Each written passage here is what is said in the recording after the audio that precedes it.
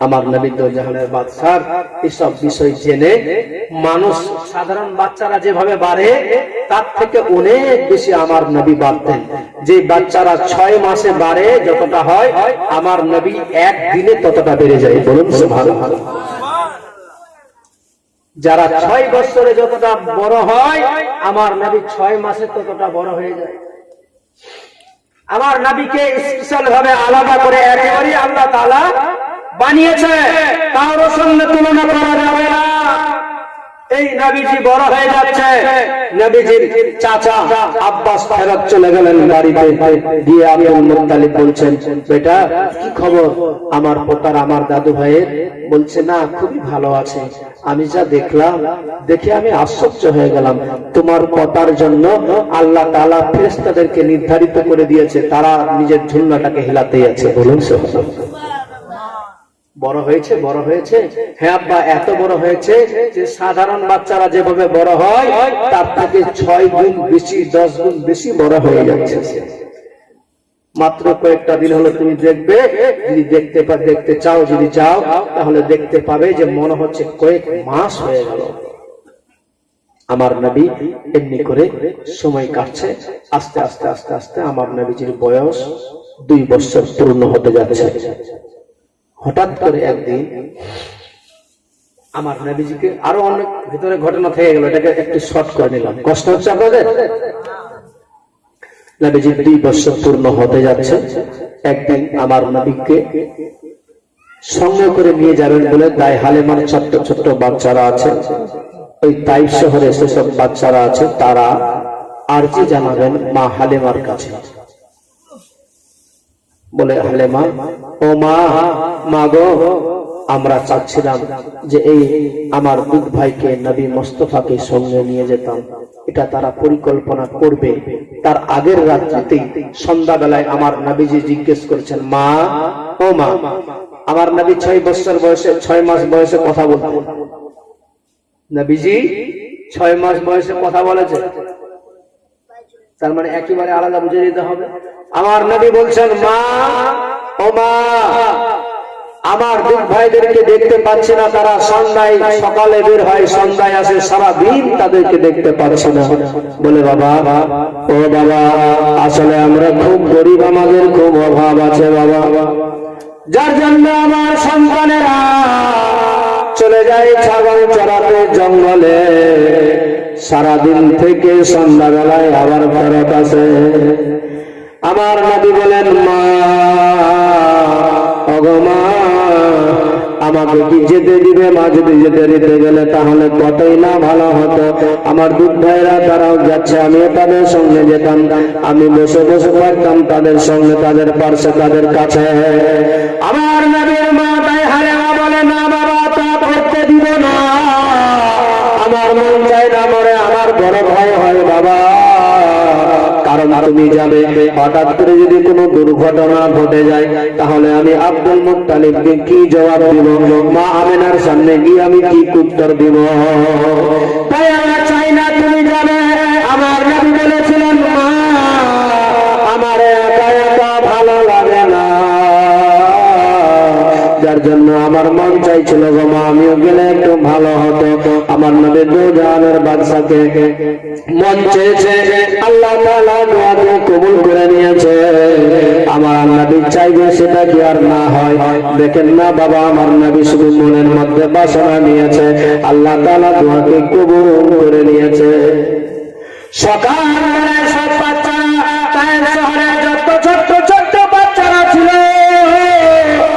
যত বাচ্চা ছেলে ছিল, হালেমার বাচ্চারাও এসে সবাই একত্রিত হয়ে তাই হালেমার কাছে কাকুতি মিনতি জানাতে লাগলো। বলে, ও হালেমা, ও মা,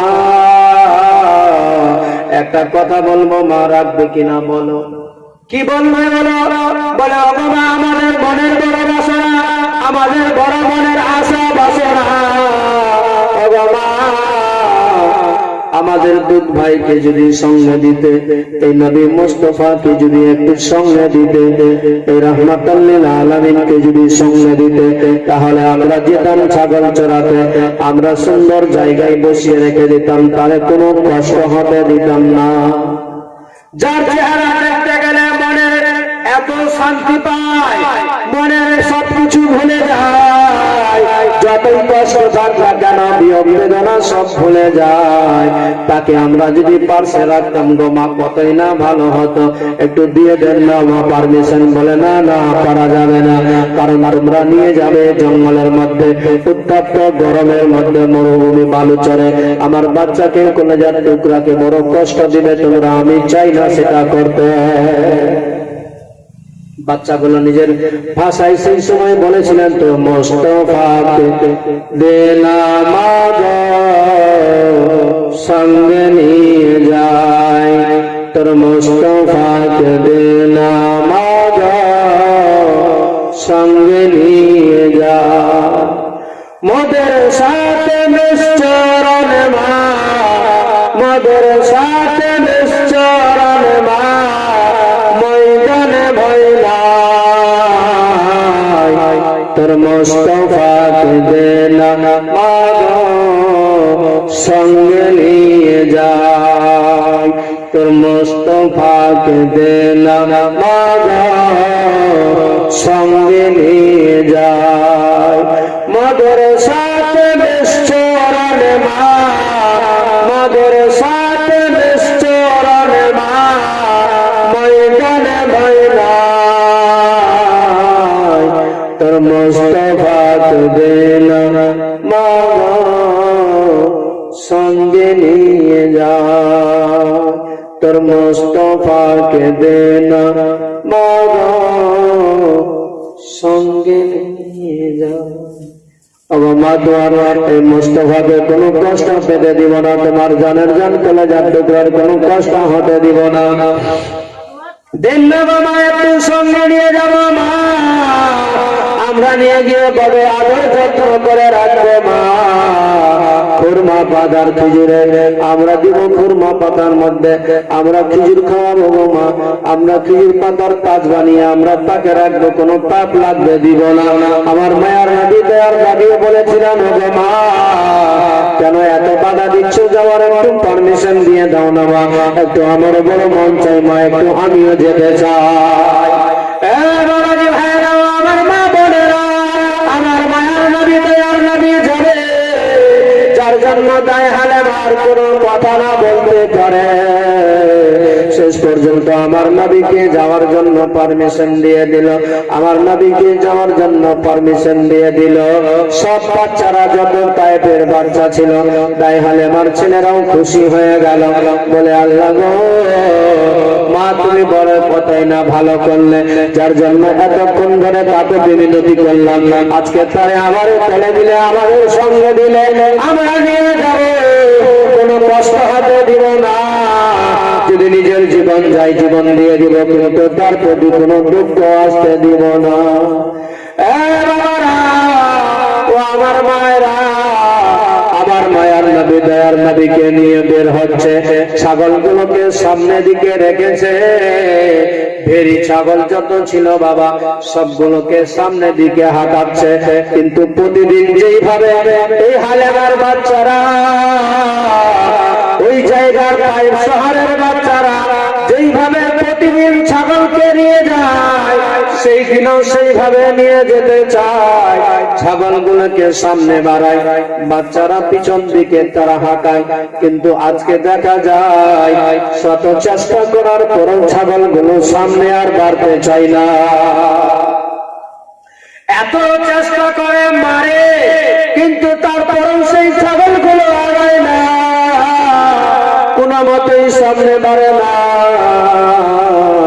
লাশের বুকে আমার দায় হালেমা বলতে লাগলেন, বাবুরে তোমরা শত চেষ্টা করলেও পারবে না, এমনি করে আমার কলেজার টুকরা সন্তানকে নিয়ে আগে বাড়ো, ছাগলগুলো দেখবে অটোমেটিক চলতে লেগে যাবে। কিন্তু দেখুন না বাবা, বাচ্চাগুলো আমার মায়ার নবী দয়ার নবীকে নিয়ে যেমনি সামনে বেড়েছে, ওই ছাগলগুলো যেই ছাগল বাচ্চাগুলো, ছাগলগুলো যেই বেড়িগুলো ভেড়াগুলো চলছিল না, আমার নবী যেমনি সামনে চলতে লেগেছে, পিছন দিকে এই ছাগলগুলো চলতে লেগে গেল। ছাগল পর্যন্ত একটা জন্তুরা আমার নবীর ভালোবাসা কেমনি ভাবে, নবীর প্রতি আদর কি আছে সেটা পৃথিবীর মানুষকে বুঝিয়ে দিয়েছে নবীর প্রতি কি প্রেম ভক্তি ভালোবাসা, যে ছাগলগুলো পর্যন্ত সামনে বাড়লো না, আমার নবীকে সামনে আগায়, তারপরে পিছন দিকে চলতে লাগলো। চলতে চলতে চলতে চলতে জঙ্গলে চলে গেল। আমার নবীজিকে নিয়ে তারা খেলাধুলা করবে বলে মনে করেছে। আমার নবীকে যেমনি বলে নবী আমার বলেন, ভাইয়ারা আসলে আল্লাহ তাআলা আমারে খেলাধুলা করার জন্য পাঠায়নি। আমি খেলবো না, তোমরা খেলো, আমি বসে থাকবো। আমার মায়ার নবী একটা গাছতলায় বসে আছে, গাছের ছায়ায় বসে আছে আমার নবীজি। সেই সময় হঠাৎ করে এই বাচ্চারা খেলাধুলায় ব্যস্ত হয়ে গেল। ওই মায়েরা যখন কয়েকটা মিনিটের মধ্যে কি করে যেন ঘটে যায়, আমার নবী গাছতলায় বসে আছে। হঠাৎ করে দেখা যায় আসমান থেকে দুইটা ফেরেশতা যেন নেমে গেল। হেজাজি লেবাস পরে, সাদা পোশাক পরিধান করে আমার নবীজিকে ওই গাছতলার কাছ থেকে তুলে নিয়ে চলে গেলেন একটু উঁচু জায়গাতে। এরা এমনিতেই খেলতে ব্যস্ত হয়ে গিয়েছে, খেলাধুলায় ব্যস্ত হয়ে গেল। আমার নবীকে বলে তারা ভুলে গিয়েছে। হঠাৎ করে যেমনি ওই গাছের দিকে নজর করেছে হালেমার ছেলে, দেখতে পাওয়া যায় যেই জায়গায় আমার নবীকে রেখেছিল ওই জায়গায় আর দেখা যায় না। হালেমার ছেলে বলে, ও ভাইরা, ও ভাইরা, ও ভাইরা, সব সর্বনাশ হয়ে গেল, বিশাল বড় দুর্ঘটনা ঘটে গেল। কি হয়েছে ভাই? বলে দেখো দেখো দেখো, যে আমাদের ছিল, যেই নবী মুস্তাফাকে নিয়ে এসেছিলাম, যে নূরের পুতুলকে নিয়ে এসেছিলাম, যাকে দেখে আমরা বড় আনন্দ হলাম, সে আজকে যেই গাছতলায় রেখেছিলাম সেই গাছের নিকটে আর না। কোথায় নিয়ে চলে গেল? সবাই তাকায়, ডানে তাকায়, বামে তাকায়, কোথাও দেখা যায় না। হঠাৎ করে হালেমার এক ছেলের নজর পড়ে গেল উঁচু জায়গাতে, এক গাছতলার মধ্যে, উঁচুর মধ্যে, পাহাড়ের কাছে নিয়ে গিয়েছে, আমার নবীজিকে নিয়ে গিয়েছে। এই হালেমার ছেলের নজর পড়ে গেল, যেন দেখতে পায় দুইটা মানুষ উঁচু উঁচু, বিশাল বড় বড় লম্বা আছে, সাদা হেজাজি লেবাস কাপড় পরিধান করে আছে।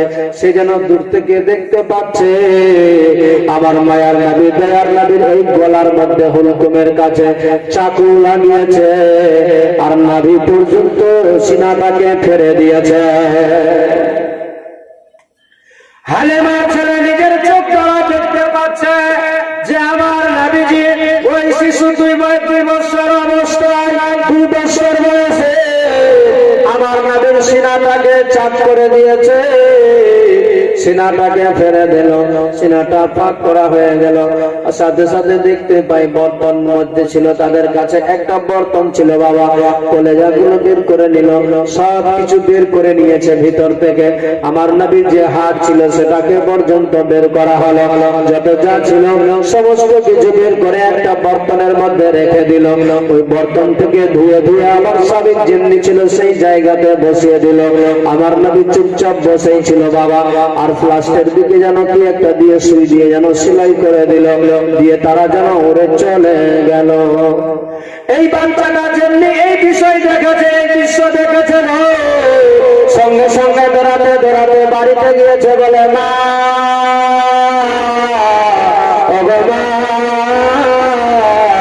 বড় সর্বনাশ হয়ে গেল মা। বলে কি হয়েছে বেটা বলো? এমনিতেই দায় হালেমা বাচ্চাদের সঙ্গে আমার নবীকে পাঠিয়ে কান খাড়া করেছিল, যেন কিছু না হয়ে যায়, কোনো দুর্ঘটনা ঘটে না যায়। হঠাৎ করে বাচ্চাদের কান্না শোনা যায়, বলে মা, সর্বনাশ হয়ে গেল, সর্বনাশ হয়ে গেল মা। কি হয়েছে বেটা বলো? বলে মা, একটা বিশাল বড় দুর্ঘটনা ঘটে গেল। হালিমা সেই সময় বাচ্চাটাকে বুকে জড়িয়ে ছেলেটাকে নিয়ে বলে, কি দুর্ঘটনা ঘটেছে বলো? মা, আমি নিজের চোখ দ্বারা দেখতে পেলাম একটা উঁচু জায়গাতে পাহাড়ের উপরে নিয়ে চলে গিয়েছে, আমি আমি নিজের চক্ষু দ্বারা দেখলাম তার সিনাটাকে গলা থেকে নাভি পর্যন্ত চাকু দিয়ে ফেলে দিল, আর সব যা ছিল সমস্ত কিছু বের করে একটা বর্তনের মধ্যে ফেলে দিল, আবার বর্তন থেকে ধুয়ে একটা প্লেটের মধ্যে ধুয়ে আবার তারা ভিতরে সেট করে দিল। আমার নবীজির দেহটাতে শরীরের মধ্যে সেলাই মেরে দিল, আর আবার তারা সেখান থেকে উড়ে চলে গেল। নবীজি সেই জায়গায় আমাদের দুধ বসে থেকে গেল।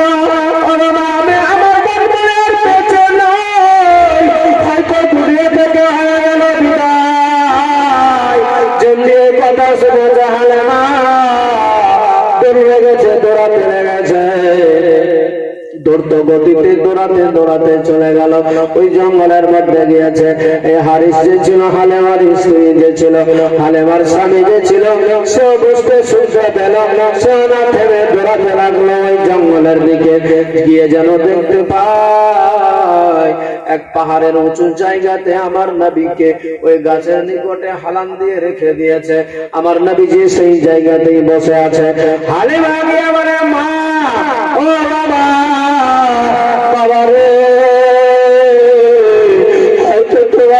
বিশাল বড় ক্ষতি করে দিয়েছে।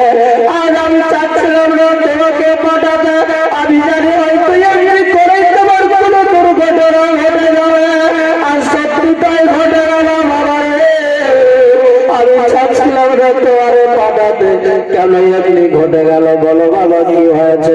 আমার নবী তাই হালেমার দিকে হাত কানা বুলাচ্ছে, বলে মা থামো, মা থামো, আসলে কিছু আমার হয়নি মা, তুমি কান্না করো না, কেঁদে লাভ হবে না মা, আমার কিছু হয়নি মা।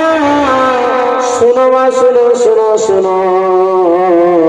দায় হালেমা বলেন, আমার নবীজির চেহারা অন্য টাইমে যেভাবে ছিল, কিন্তু যখন সিনাটাকে চাক করা হয়েছিল সেই সময় দায় হালেমা বলেন আমার নবীর চেহারাটা একটু মোলায়েম হয়ে গিয়েছিল।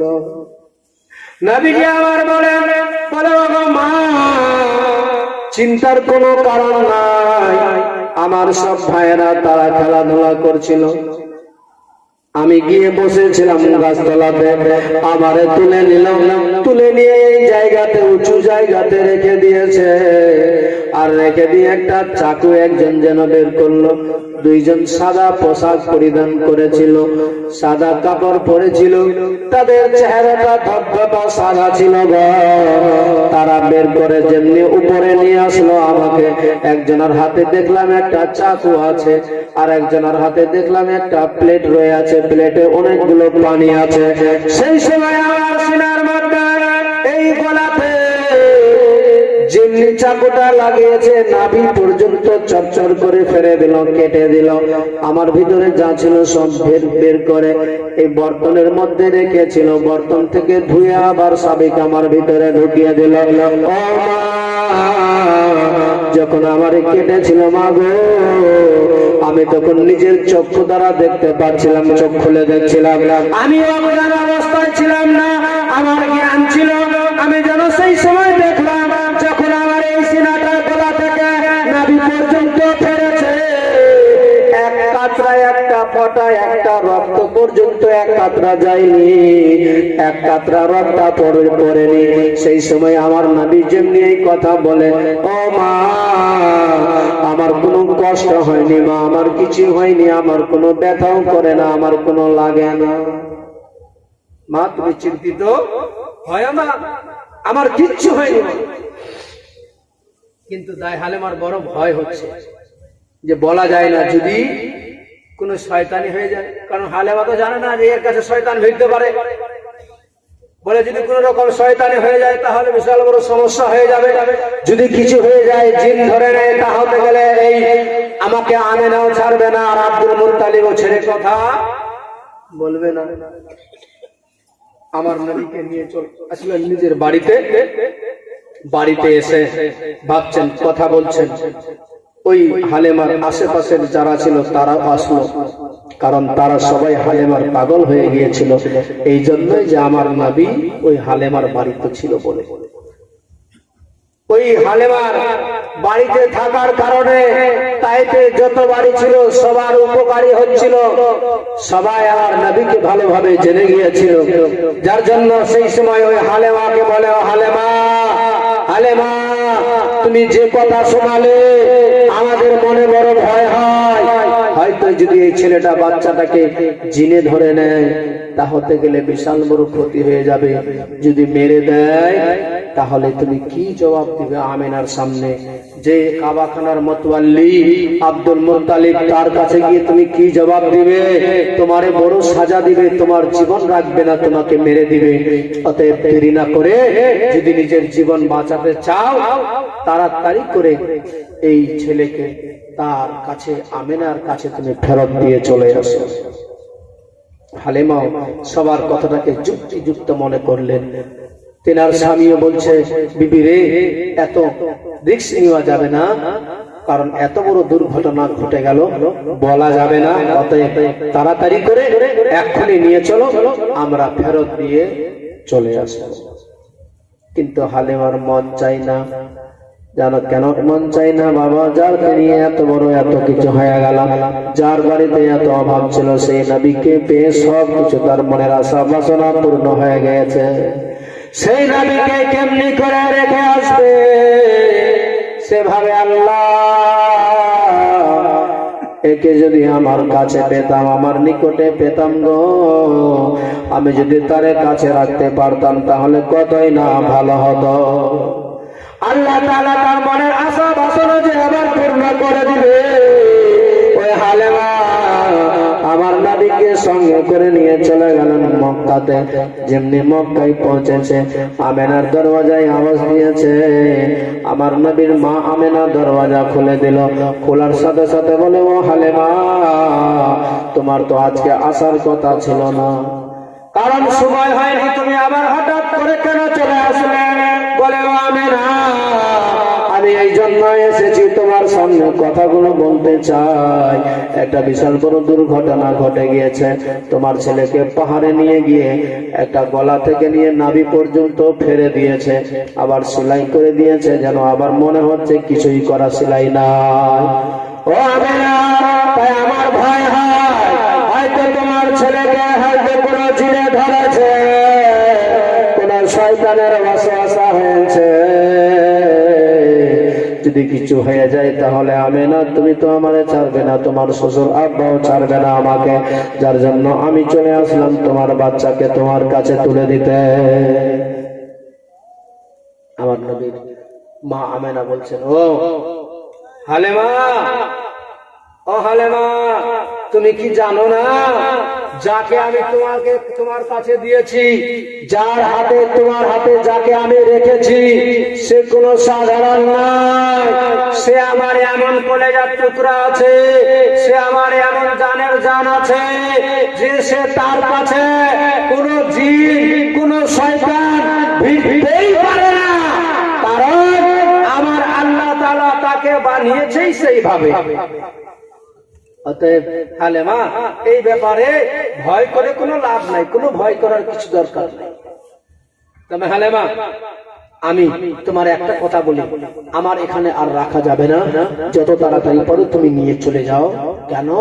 এই জন্যই যে এই সময় এখন মক্কাতে একটা বেমারি এসেছে, একটা রোগ এসেছে, যেই রোগটা সন্ধ্যাবেলায় যে বাচ্চারা খেলাধুলা করে বাড়িতে গিয়ে মায়ের কোলে ঘুমিয়ে যায়, সকালবেলা সে বাচ্চাটা আর জীবিত উঠে না, মারা যায়। যেই বাচ্চারা সকালবেলায় শুয়ে যায়, সন্ধ্যা হতে হতে তারা মারা যায়।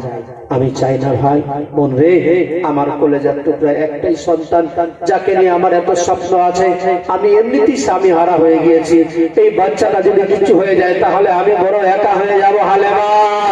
যার জন্য চাই হালিমা, তুমি এখন তাড়াতাড়ি করে আমার কলেজার টুকরাকে নিয়ে চলে যাও। হালিমা তো এমনি চাইছিল যে আমার কাছে আমার নবীজিকে জানো রাখতে পারে, যার জন্য হালিমার মনের আশা বাসনা পূর্ণ হয়ে গেল। আমার নবীজিকে সঙ্গে করে নিয়ে আবার চলে গেল।